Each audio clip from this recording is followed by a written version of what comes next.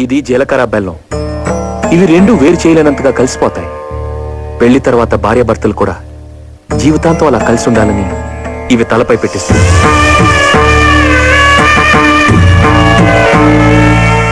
ఇది మంగళసూత్రం. మంగళం అంటే పవిత్రత, సూత్రం అంటే తాడు. ఇది మెడలో పడగానే పెళ్లి అగ్ని కంటే పవిత్రం అవుతుంది.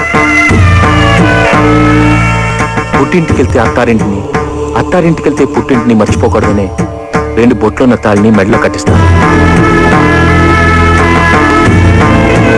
తలంబ్రాలంటే తలపై నుండి రాలిపడేది.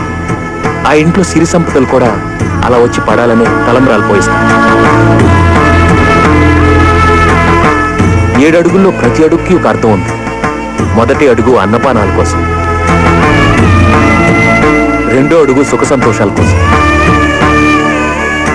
3వ అడుగు వ్రతాల కోసం, 4వ అడుగు సంతానం కోసం, 5వ అడుగు సంపద కోసం, 6వ అడుగు పాడి పంటల కోసం, 7వ అడుగు సఖ్యత కోసం. ఒకరి వెంట ఒకరు 7 అడుగులు నడిచి 6వ ప్రాణంగా 5వ తనాన్ని మూటగట్టుకొని 4 దిక్కుల సాక్షిగా 3 ముళ్ల బంధంతో 2 జీవితాలు ఒకటయ్యేదే పెళ్ళంటే.